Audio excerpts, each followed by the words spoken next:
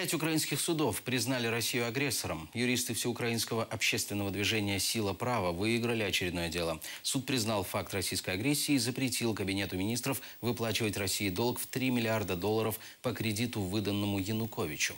Основанием для такого решения стали исковые заявления вынужденных переселенцев из Крыма и зоны АТО. Журналистка Анна Андреевская – вынужденная переселенка из Крыма. После того, как к ней пришли сотрудники ФСБ с обыском, оставаться там уже не могла.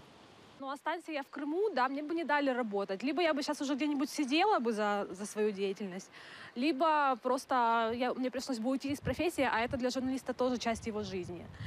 Вот, поэтому то, что я переехала сюда, это, с одной стороны, обезопасило меня от преследований как таковых, да, то есть физических. Но это не обезопасило меня от того, что там мои родные остаются под давлением, да, под моральным прессингом. Защищать свои права Анна решила в суде. Ее дело стало первым в Украине, по которому суд признал ее вынужденной переселенкой в связи с вооруженной агрессией Российской Федерации.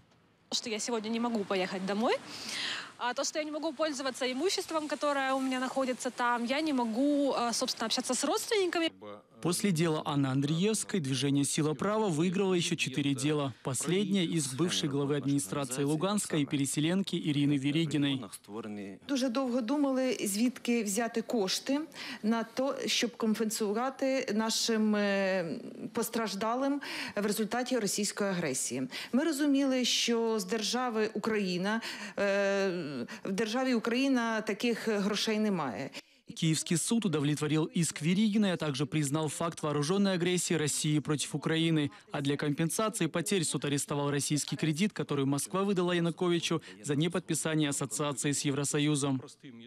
То нам удалось наложить арест на российский кредит в сумме $3 миллиарда.